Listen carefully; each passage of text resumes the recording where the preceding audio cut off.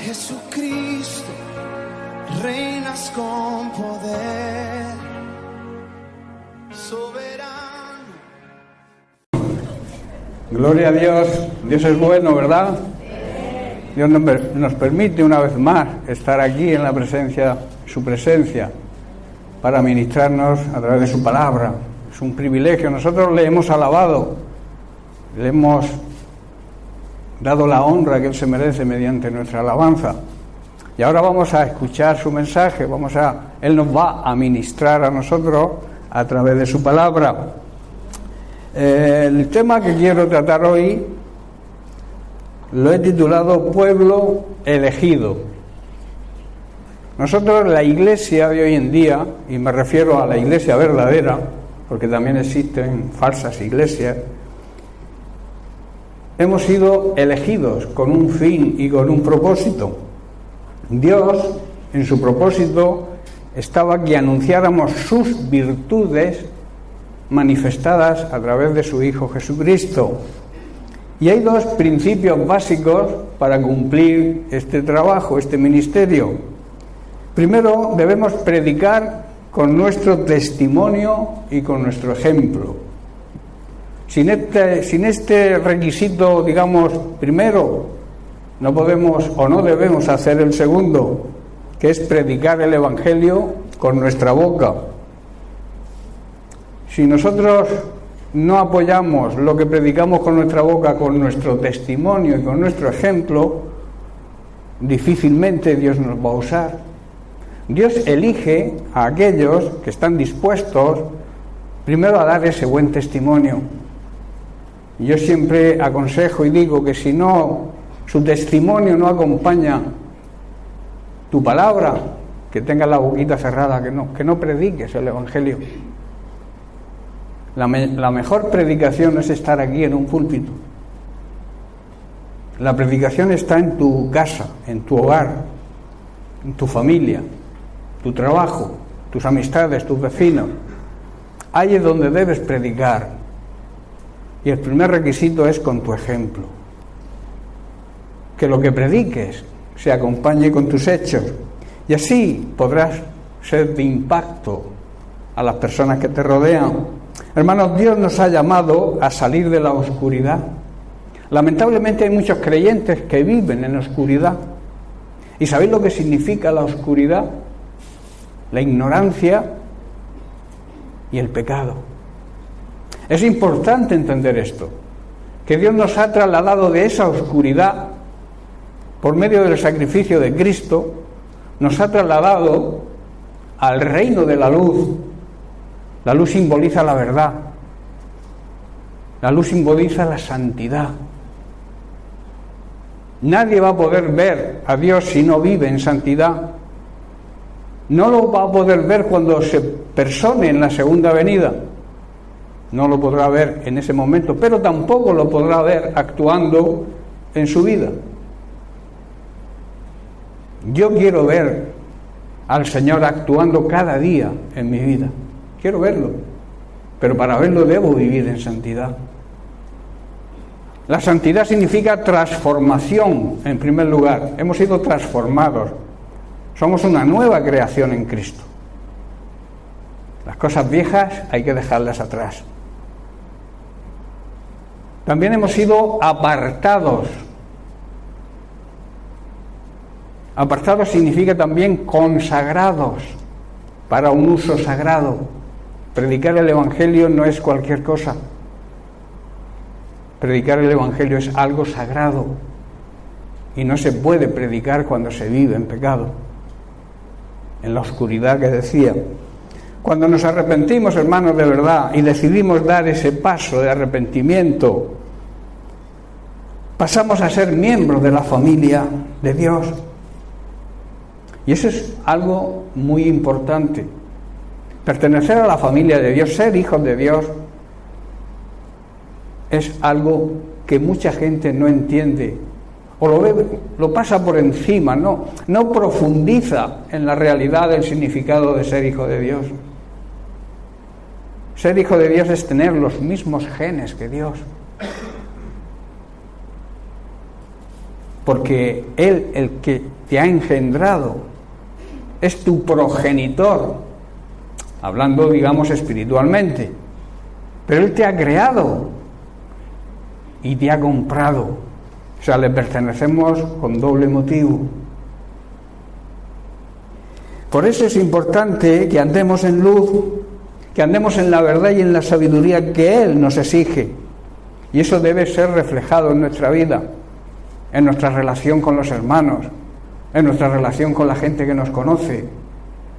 Yo llamo a veces a algunos creyentes camaleones, creyentes que ni en su propia escalera saben que son creyentes. Eso sí, cuando vienen a la iglesia paseando la Biblia,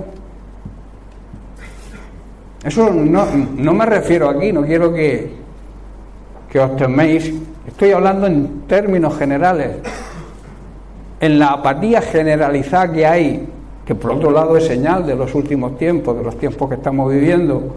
Sabéis que los últimos tiempos abarcan desde que Jesucristo subió a los cielos, su sacrificio fue aceptado, ahí empiezan los últimos tiempos. Pablo vivía ya en los últimos tiempos, por eso él decía que estaban en los últimos tiempos y que eran tiempos peligrosos. Nosotros estamos más cerca cada vez de la venida de nuestro Señor Jesucristo, ¿verdad? De esas bodas del Cordero que están por celebrarse. Cada vez estamos más cerca, esa es la realidad. Pero los últimos tiempos comenzaron. Los discípulos, Pablo, Pedro, ya sufrieron. Ya había guerra, ya había terremotos. Había todo lo que está viéndose ahora, pero ahora con más incremento, porque cada vez estamos más cerca. Por eso Pablo decía, la señal de los últimos tiempos es que serán tiempos peligrosos, ahora lo veremos. Por eso cuando nos arrepentimos, pasamos a ser miembros de la familia de Dios. Dios mismo nos saca de la oscuridad del pecado y nos hace entrar en la maravillosa luz, la luz de Cristo, ¿verdad? Por eso debemos anunciar, debemos dar testimonio de las maravillas que Dios ha hecho en nuestra vida por medio de Cristo. La vida sin Cristo no tiene sentido. Todo lo recibimos por lo que Cristo hizo, que es lo que significa que anunciemos las virtudes de aquel. ¿Quién es aquel? ¿A qué se refiere ese aquel? Dios. Que anunciemos lo que Dios ha hecho en nuestras vidas a través del sacrificio de Cristo, de su Hijo amado, ¿verdad? En 1 de Pedro, capítulo 2, versículos 4 y 5, el apóstol declara lo siguiente: acercándonos a Él, se refiere a Jesucristo, piedra viva desechada. Ciertamente ese rechazo por los hombres, dice, pero para Dios es una piedra escogida y preciosa. Significa de gran precio, de gran valor. Versículo 5 dice, vosotros también, como piedras vivas, sed edificados como casa espiritual y sacerdocio santo, para ofrecer sacrificios espirituales aceptables a Dios por medio de Jesucristo, ¿verdad? Todo funciona a través de Cristo. Si Cristo no hubiera bajado a la tierra, hubiera dejado todos los privilegios que tenía como Dios que era, se hizo hombre y en la condición de hombre sufrió y padeció hasta la muerte. Y la Biblia dice que no hubo mentira en su boca ni pecado como hombre. O sea que se puede vivir sin pecado.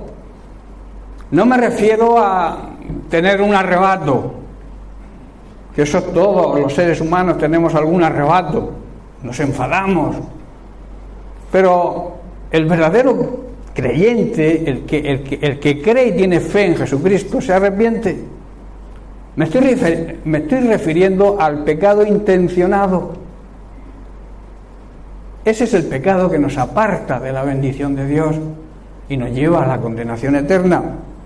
Por eso dice que vosotros sois como piedras vivas.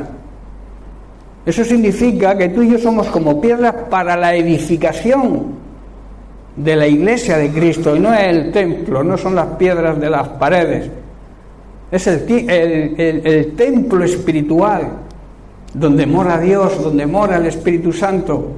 De una forma individual es nuestro cuerpo, pero también colectivamente como el cuerpo de Cristo, que es la iglesia. ¿Estáis comprendiendo?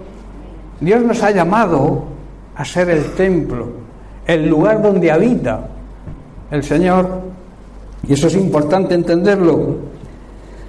Nosotros debemos ser edificados, debemos crecer espiritualmente. Aquel que no crece, que se estanca, tiene un problema, y lamentablemente hay muchas personas que no crecen espiritualmente, que son bebés espirituales. Tú a un bebé, a tu nieto, a tu hijo, le niegas algo que él quiere y patalea, ¿verdad? Llora para conseguirlo. Cuando es maduro, ese bebé lucha por conseguirlo por sus propios medios. Si ves la evolución de un bebé, te darás cuenta que el niño quiere andar por sí solo. Primero gatea, pero cuando le coges de la mano se quiere soltar porque quiere adquirir independencia. Un bebé nos da lecciones a nosotros, porque hay muchos que quieren ir de la mano toda la vida. Son bebés espirituales, les corriges, les adviertes, les das un consejo y te patalean. Eso es una realidad de hoy en día. Es un problema serio que ocurre en las iglesias, que no hay madurez, que igual llevamos 20 o 25 años en el Señor y no crecemos. Jesucristo instituyó los 5 ministerios, ¿para qué? Para el crecimiento, la edificación de su iglesia. Y muchos incluso rechazan algunos de los ministerios para este tiempo. Pero mientras que haya bebés espirituales, mientras que haya creyentes inmaduros, se necesitan los 5 ministerios. Y lamentablemente hay mucha inmadurez hoy en día. Y se nota cuando le corriges a alguien, cuando lo pones en disciplina, que lo que hacen es patalear y revolverse contra ti. Eso es lamentable. Los pastores auténticos y verdaderos tienen corazón de padre. Si no lo sabéis, os lo digo yo. Un pastor auténtico, sus ovejas, aunque sean mayores en edad que él, son como hijos para él. Porque un pastor debe tener corazón de padre. Y si no, no es un buen pastor. Es lo que llama Jesús asalariado, que ve venir el lobo y sale corriendo. Un buen pastor, cuando ve el peligro que ataca a una oveja, lo que hace es protegerla. Pero la inmadurez a veces hace que la oveja no se deje proteger, porque creen que lo saben todo y quieren hacer lo que ellos quieran, se te aconseje o no se te aconseje. Eso es inmadurez. Aunque lleves 25 años en el Señor. ¿Estáis entendiendo, hermanos? Un creyente maduro difícilmente podrá ser engañado por falsas doctrinas, por falsos ministros y por falsos hermanos, que también los hay. Si tú eres maduro, te darás cuenta dónde está la mentira y no aplaudirás al falso, al pastor falso, al hermano falso. Ahora veremos que Pablo, también uno de sus sufrimientos era la persecución incluso de su propio pueblo. En 2 de Pedro capítulo 2 verso 1, el apóstol Pedro dice: pero hubo también, se refiere al pueblo de Israel, falsos profetas, como los habrá entre vosotros, falsos maestros, que introducirán encubiertamente, o sea, sin que nos demos cuenta, herejías destructoras. ¿Sabéis una de las grandes herejías actuales que más destruye a la Iglesia cuál es? El espíritu de la división. El querer enfrentar una parte de la Iglesia con otra. Esa es una herejía. Ese es el espíritu del anticristo. Dios nos ha llamado a ser uno, pero uno con Él, uno entre nosotros, unanimidad. ¿Sabéis lo que significa unanimidad? Pensar lo mismo, dictaminar lo mismo, tener la misma visión y por tanto la misma misión, porque sin visión no hay misión.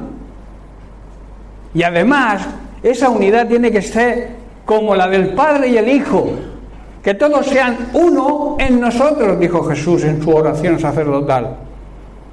Por eso la división destruye y está destruyendo hoy las iglesias. Y los que tenemos la autoridad y sabemos dónde están esas personas que dividen las iglesias, tenemos que hacerle frente, porque son lobos. Y a los lobos, ¿qué hace el pastor? Ponerse entre el lobo y la oveja para proteger a la oveja. Y lamentablemente hay lobos disfrazados de ovejas. De ahí la necesidad, hermanos, de crecer, de madurar para detectar dónde está lo falso. Pablo también, dando testimonio de sus vivencias, sufrimientos y peligros que atravesó durante toda su vida, nombra el peligro de los falsos hermanos. De ahí la necesidad de ese crecimiento y esa madurez para poder detectarlos y apartarse de ellos. Hermanos, como hemos dicho, somos piedras vivas. La piedra viva habla de fortaleza y de acción. La piedra es fuerte y añade viva, o sea que tiene vida. Hay acción, cuando hay vida hay acción. Y que Dios está usando esas piedras vivas, auténticas, para construir su templo espiritual, su iglesia. Por lo tanto debemos acercarnos a Jesucristo, a su palabra, pues Él, Jesucristo, es la piedra viva que la gente despreció, pero que Dios eligió como la piedra más valiosa y el fundamento de la iglesia y de toda vida cristiana. La vida cristiana tiene que estar basada en esa piedra preciosa que los de entonces desecharon y hoy también lo desechan muchos. Nuestra vida cristiana tiene que estar basada en esa roca, en esa piedra viva, que para Dios, como dice el apóstol, tiene mucho valor. Y a continuación Pedro, en 1 de Pedro 2, verso 9, dice lo siguiente: vosotros sois linaje, familia escogida, real sacerdocio, sacerdotes al servicio del Rey de Reyes, nación santa, que significa transformada, apartada y dedicada a ese uso sagrado, pueblo adquirido, comprado, redimido por Dios, para que con un propósito, claro está, que anunciemos las virtudes de aquel que os llamó de las tinieblas a su luz admirable. Nos sacó de la oscuridad, del pecado en que vivíamos. Dios nos sacó a través de Cristo, a través del sacrificio de Cristo. Nosotros estábamos muertos en delitos y en pecados, y Él nos dio vida, muriendo Él, dedicando toda su vida a enseñar a sus discípulos y a enseñarnos el mensaje de salvación, porque no quiere que nadie se condene. 3 años y medio le costó enseñar a sus discípulos, y sus discípulos no lo entendieron. Primero, en una hora crítica de gran importancia, se le durmieron en Getsemaní, Y Jesús les dice, en esta hora tan importante, ¿no habéis podido orar conmigo? Hermanos, estamos en una hora ahora mismo muy importante también. Esa hora es la próxima venida de nuestro Señor y Salvador Jesucristo. Y debemos admitir la orden del Señor que le dio a sus discípulos, les dijo, velad y orad. Estar pendientes del tiempo en que estamos viviendo, que algunos andan en la inopia y estamos viviendo en los últimos tiempos, en el final de los últimos tiempos, y pronto vendrá Jesucristo y muchos no le verán, porque andarán en sus contiendas, en sus supuestos dones. Muchos estarán en la nube y no verán cuando venga el Señor en las nubes. Se quedarán ahí en la nube. Hermano, es tiempo, es hora de trabajar. La mies es mucha y los obreros pocos. Hay pocos que adquieren compromiso en las iglesias, van a su bola. Y es tiempo de adquirir compromiso. Hay mucha gente que se está perdiendo, mientras que la iglesia anda en sus propias contiendas, en su pícame Pedro, pícame Juan, el pastor ha dicho, fulanico ha dicho, ahora yo me cabreo, ahora yo me enfado. Mira que tu hijo, mira que tu hija, mira que esto. Esas son armas, artimañas del diablo para entretenernos y no hagamos lo que debemos hacer. Que como he dicho al principio, es ser ejemplo y predicar el Evangelio con el ejemplo y después con nuestra boca. Nosotros no somos, está diciendo Pedro, como los que rechazan a Cristo, ¿verdad? O lo rechazaron, porque somos un pueblo que Dios ha elegido, somos sacerdotes a su servicio, una nación que Él ha comprado con la sangre de su Hijo, una nación santa. Le pertenecemos exclusivamente a Dios, porque Él nos ha sacado del pecado, nos ha sacado de la ignorancia y el pecado en que vivíamos mediante el sacrificio de Cristo. Hermanos, necesitamos crecer y madurar espiritualmente para ser sacerdotes y ofrecer sacrificios aceptables a Dios. ¿Sabéis que los sacerdotes en el Antiguo Testamento eran los encargados de ofrecer los sacrificios por el pueblo? Hoy todos somos sacerdotes. Ya lo hemos leído. Somos real sacerdocio. Todos debemos ofrecer sacrificios hoy en día espirituales.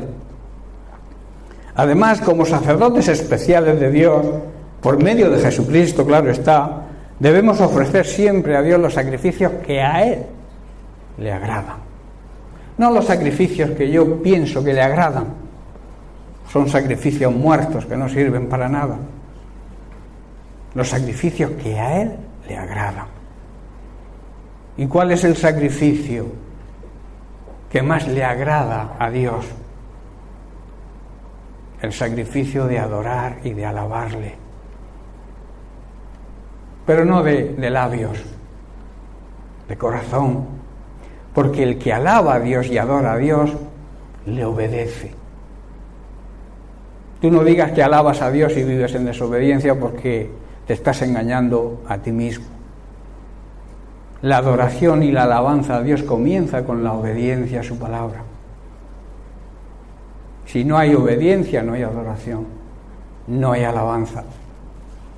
En Romanos capítulo 12, versículo 1, Pablo dice: así que, hermanos, os ruego, os suplico, dice otra traducción, por las misericordias de Dios, que presentéis vuestros cuerpos en sacrificio vivo, santo y agradable a Dios, que es vuestro culto racional. Dicho de otra forma, os ruego que dediquéis todo vuestro ser, todo vuestro cuerpo a Dios por lo que Él ha hecho por nosotros. Y ese sacrificio tiene que ser un sacrificio vivo y santo, que esa es la clase de sacrificio que le agrada a Él. Esta es la verdadera forma de adorar a Dios, que es lo que se refiere al culto racional, adoración a Dios y adoración de corazón. Hermanos, también nosotros hemos sido santificados. ¿Cómo hemos sido santificados? También por medio del sacrificio de Cristo. Todo depende de Cristo, hermanos. Dice Hebreos capítulo 10, verso 10, en esa voluntad somos santificados mediante la ofrenda, el sacrificio del cuerpo de Jesucristo que se hizo una vez y para siempre. Y el verso 14 dice, porque con una sola ofrenda hizo perfectos para siempre a los santificados. Y aquí me diréis, ¿perfectos? La Biblia dice que solamente hay perfecto uno, que es Dios, ¿verdad? El propio Jesús se lo dijo al joven rico. Hay un tipo de perfección que no vamos a llegar nunca, que es a la perfección de Dios. Pero lo que sí podemos es llegar a la perfección humana. ¿Y sabéis quién es el ejemplo de esa perfección humana? Jesucristo. Porque siendo hombre, fue perfecto. En su condición de hombre, adquirió la perfección. O sea que tú y yo podemos ser perfectos en ese sentido. No llegar a la perfección de Dios, porque eso es imposible.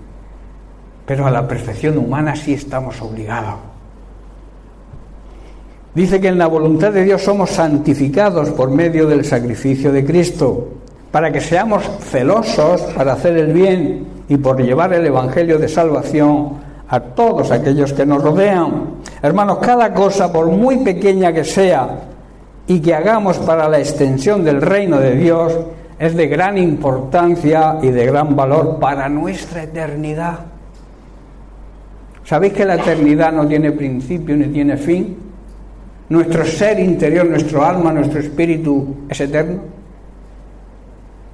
¿No muere? El cuerpo sí, el cuerpo va a la tierra, ya lo dijo. En Génesis leemos que el cuerpo, la tierra va a la tierra, el polvo va al polvo. El espíritu, ¿de dónde salió? De la boca de Dios. ¿Dónde va? A Dios. Por eso lo que hay que salvar es el alma, nuestra mente, nuestros pensamientos. Tienen que estar sometidos a la obediencia a Cristo. Por eso la Biblia habla de salvar almas, ¿verdad? No salvar el cuerpo, ni el espíritu. Cuando entendemos esto, hermanos, todo lo que hagamos, toda nuestra actividad estará enfocada a anunciar mediante nuestro testimonio, sobre todo, como vengo repitiendo, las virtudes de Dios, lo que Él ha hecho por nosotros por medio de Cristo.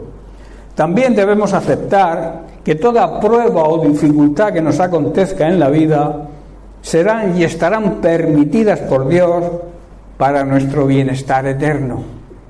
Pablo esto lo entendía. Si analizáis la vida de Pablo, veis que llevó una vida de sufrimiento, de persecuciones enorme. Pero él decía, todo lo puedo. ¿En quién? En Cristo. Las fuerzas nos las da Cristo. Todo viene de Cristo. Si tienes a Cristo, lo tienes todo. Si no tienes a Cristo, no tienes nada. Porque todas las riquezas de la gloria de Dios nos vienen a través de Cristo, que ahora las vamos a analizar.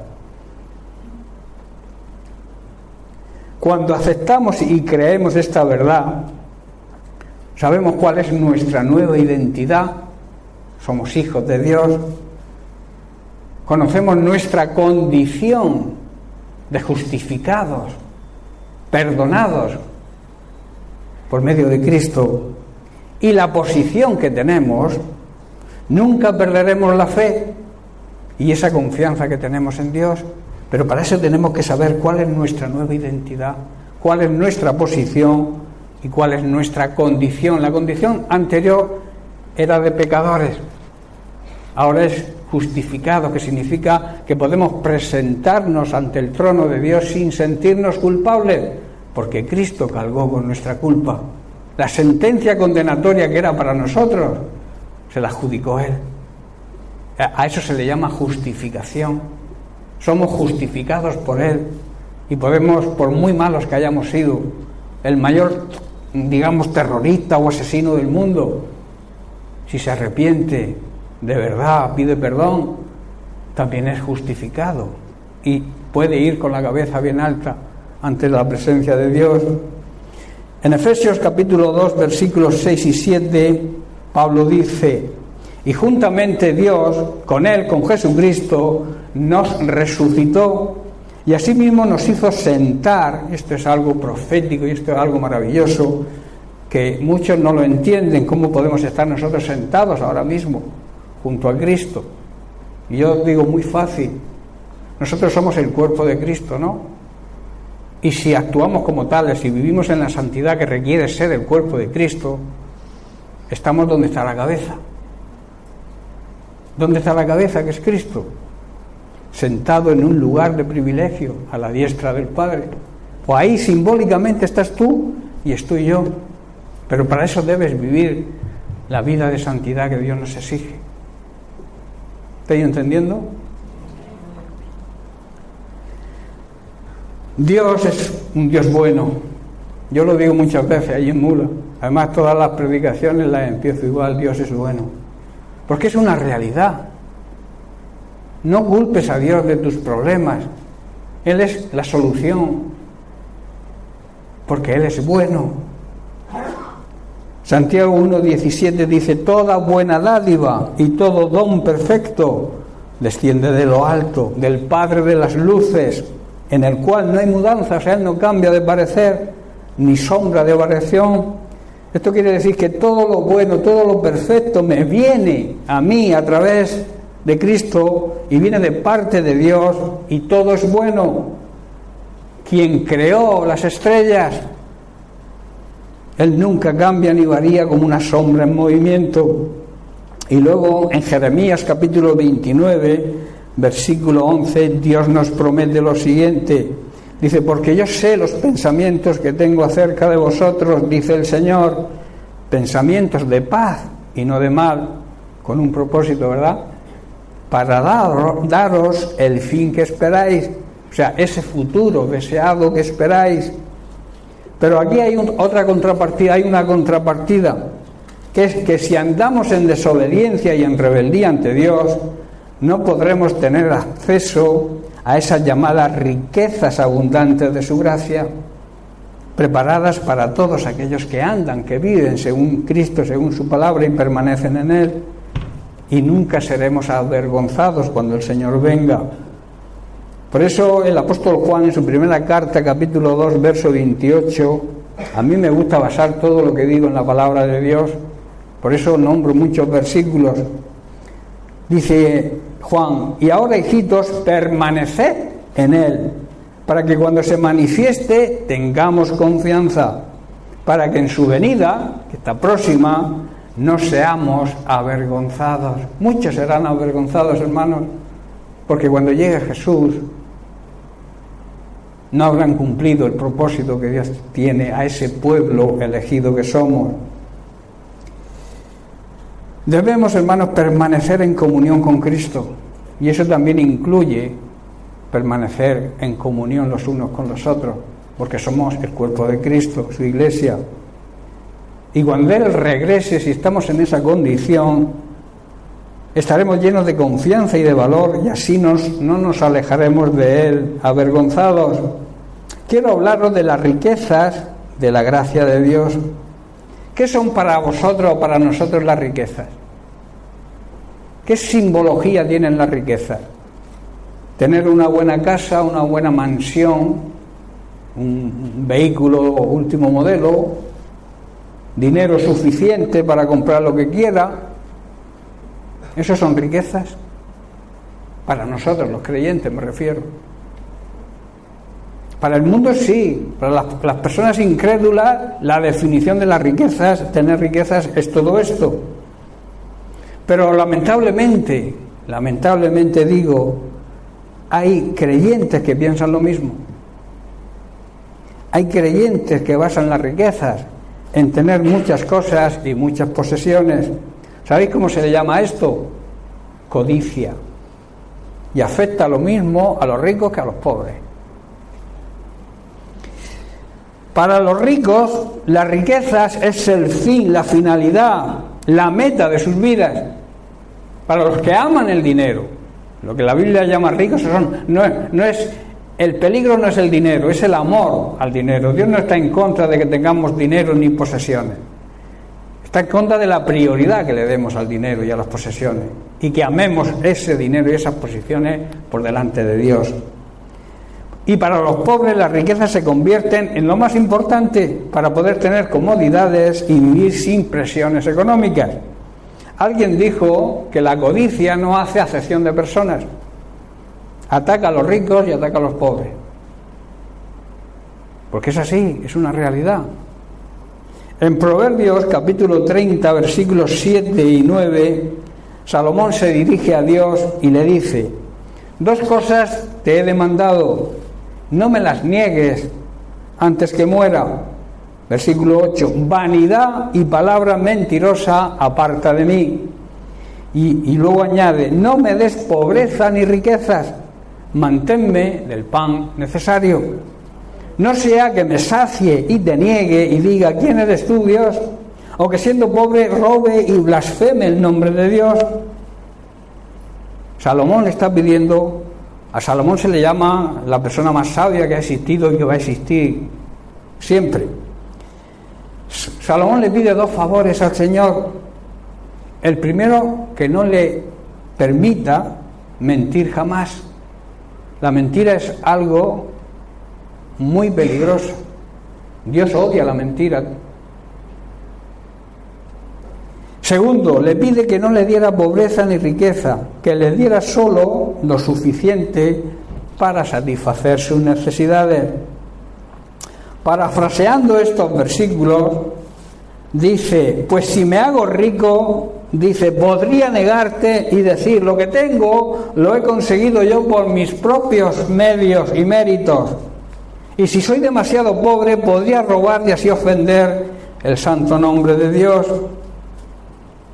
Y muchas veces también, cuando las cosas no nos van bien, tendemos a culpar a Dios de nuestra situación. Hermanos, Dios nunca es el problema. Dios es la solución. Y a veces nos volvemos en contra de aquel que nos puede ayudar. El que realmente nos puede ayudar y ayudar de verdad es Dios. No te vuelvas contra Él, búscalo en tu problema, en la dificultad. Él prometió que Él estaría contigo siempre, y ese siempre significa en los momentos buenos y en los momentos malos, en épocas de crisis y en épocas de bonanza. Siempre estaré con vosotros. Lo que muchos creyentes no se dan cuenta es que en Jesucristo todos somos ricos. Repito, en Jesucristo todos somos ricos. Si tenemos a Jesucristo, como he dicho antes, lo tenemos todo. Y si no tenemos a Jesucristo, no tenemos nada. Para los creyentes verdaderos, la riqueza es tener a Jesucristo en su vida. Esa es la verdadera riqueza. Es lo que quiere decir Pablo cuando dice en Efesios 2: las abundantes riquezas de su gracia. Riquezas de su gracia. Me gustaría profundizar un poco en esto. Nuestra verdadera riqueza se encuentra en las bendiciones espirituales, no en las materiales, que nos han sido dadas por medio de Cristo y su obra. Leemos en Efesios capítulo 1 a partir del 3, versículo 3: bendito sea el Dios y Padre de nuestro Señor Jesucristo, que nos bendijo con toda bendición espiritual en los lugares celestiales en Cristo, según nos escogió en Él antes de la fundación del mundo, para que fuésemos santos y sin mancha delante de Él, en amor, habiéndonos predestinados, o sea, elegidos de antemano, para ser adoptados hijos suyos por medio de Jesucristo. ¿Os dais cuenta que Jesucristo es, digamos, el pegamento, lo que nos une a Dios por todos lados? La bendición nos viene siempre por Jesucristo. Cualquier cosa para recibirla tenemos que estar en Jesucristo. Vivir en Jesucristo, que significa vivir de acuerdo a su palabra. Luego dice, adoptados como hijos suyos por medio de Jesucristo, según el puro afecto de su voluntad, para la alabanza de la gloria de su gracia, con la cual nos hizo aceptados en el amado, en Jesucristo.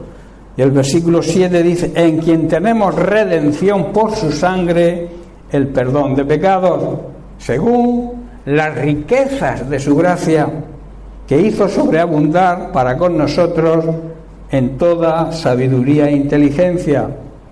Pablo nos dice que Cristo nos eligió se hizo pobre y dejó el cielo y todos sus privilegios que le pertenecían como hijo de Dios, para que nosotros pudiéramos ser enriquecidos, pero con riquezas espirituales, que son las verdaderas riquezas.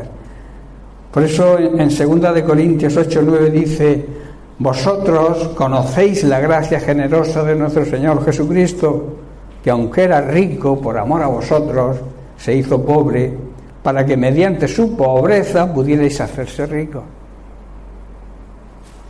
Pero vuelvo a repetir, esa riqueza se refiere a la riqueza espiritual. ¿Pero qué significa esto para nosotros los creyentes? Pablo, al igual que Pedro, nos describe lo que son esas riquezas, como dice. Primero, que somos escogidos de Dios. Puesto que le pertenecemos al Señor, la vida tiene un propósito, tiene una meta. La seguridad de la vida eterna. Al pertenecerle, a ser escogidos por Dios, tenemos la garantía de la vida eterna. Nuestra, eternidad está asegurada. Pero lo mismo que elige, hay alguien que no elige. ¿A quién elige? A los que están dispuestos a obedecerle y a servirle.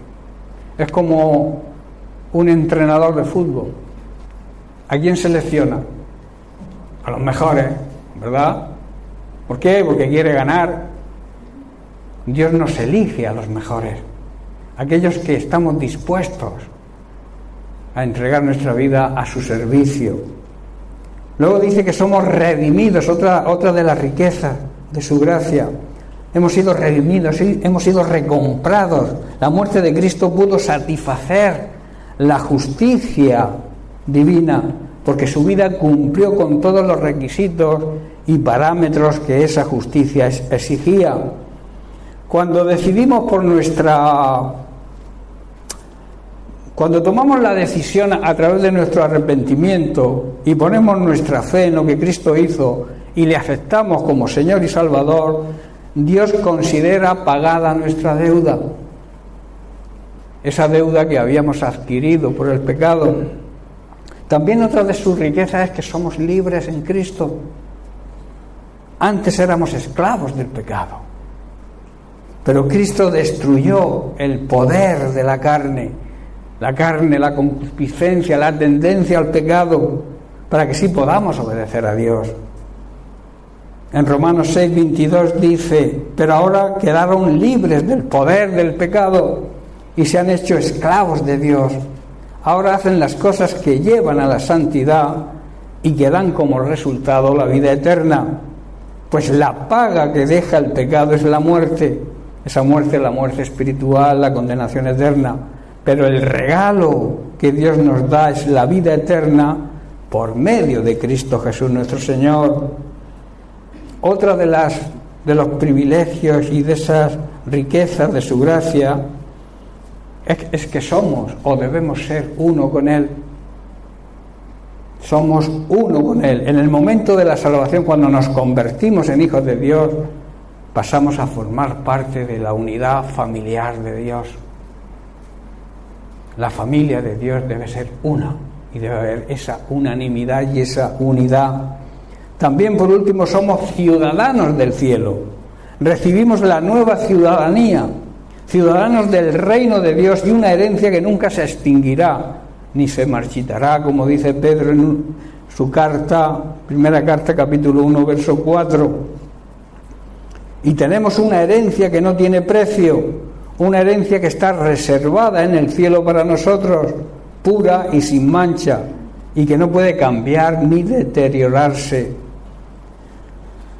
Muchos de nosotros no nos damos cuenta que realmente somos ricos, porque pensamos en términos de materialismo, pensamos en buenas cuentas bancarias, en buenas posesiones materiales, pero nada de eso tiene ningún valor para nuestra eternidad, porque ¿sabéis algo? Se va a quedar todo aquí. Cuando Dios decida llevarnos a su presencia, no te vas a llevar nada. ¿Habéis visto algún funeral con un camión de mudanza detrás? Yo no lo he visto. Hermanos, nuestra verdadera riqueza se encuentra en las bendiciones espirituales que nos han sido dadas por medio de Jesucristo. Muchos podréis decir, sí, claro, todo eso está muy bien, pero hay que pagar la hipoteca, ¿no? Las cuotas del automóvil si me compro un coche nuevo, la lista de la compra, que hoy en día está carísima. Antes llenabas un carro con 50 euros y ahora con 50 ni la mitad. Hay que hacer la compra cada día, ¿verdad? Las necesidades básicas, la ropa, el calzado. Lo que pasa es que lamentablemente olvidamos una de las grandes promesas del Señor. Jesús dice, busquen el reino de Dios por encima de todo y lleven una vida justa, que significa, en otra traducción dice, una vida santa que le agrade a Dios, y Él les dará todo lo que necesiten. Eso es una promesa, grandísima promesa que igual no sabemos darnos cuenta de que está ahí. Que cuando nosotros nos dedicamos a la obra de Dios por entero, si nos dedicamos a buscar a que el reino de Dios crezca, a ganarle batallas al diablo, sacando a personas que se van al infierno, rescatándolas, como decía Judas, no el Iscariote, el otro. Eso es lo que Dios demanda de su iglesia, y Él promete que si hacemos eso, que nos despreocupemos de nuestra necesidad, que Él la va a cubrir. ¿Creemos en Dios? ¿Creemos en sus promesas? Pues vamos a aplicar esta promesa a nuestra vida. Vamos a dedicarnos a servir a Dios. Dios dice que ninguno que se dedique a su servicio va a mendigar pan, ni sus hijos tampoco. Si creemos esta gran promesa, si hemos puesto nuestra prioridad en el reino de Dios y también tenemos la fe y la confianza suficientes en Jesucristo, nuestras necesidades serán cubiertas, puesto que Dios, que es todopoderoso, derrama sus bendiciones, o sea, la riqueza de su gracia sobre nosotros.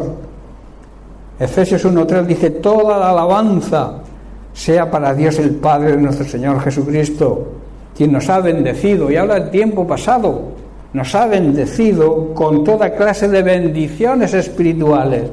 ¿Dónde? En los lugares celestiales, porque estamos unidos a Cristo. Nos bendijo, no poco, sino en abundancia, hermanos, con toda clase de esas bendiciones. Estoy terminando. Quiero terminar con unos versículos que se encuentran en la tercera carta de Juan, capítulo 1, versículo 2. Juan se dirige al anciano Gallo. Dice, amado, yo deseo que tú seas prosperado en todas las cosas y que tengas salud, así como prospera tu alma. Hermanos, Dios quiere que seamos prosperados en todo. Necesidades materiales, que seamos sanados de nuestras enfermedades. Pero lo que debe marcar nuestra prioridad es la prosperidad espiritual. Y esa prosperidad dependerá de nuestra obediencia y de nuestra comunión con Él. Y de esa manera seremos prosperados en todo. Recuerda, quiero dejarte con lo siguiente: la Iglesia hoy somos el pueblo que Dios ha elegido con el propósito que anunciemos sus virtudes y que anunciemos con nuestro testimonio principalmente lo que Dios ha hecho por nosotros por medio de Cristo. Nos ha llamado a salir de la oscuridad, a salir de la ignorancia, a salir del pecado y andar en la luz, que significa sabiduría divina, y verdad, y a vivir una vida santa que refleje la vida de Cristo. Cristiano significa pequeño Cristo. Eso significa que debemos en nuestra vida reflejar la vida de Cristo. Que la gente que nos rodea vea en nosotros a Cristo. Plantéate esa pregunta. Las personas, tu familia inconversa, tus vecinos, tus compañeros de trabajo, ¿ven a Cristo en tu forma de comportarte?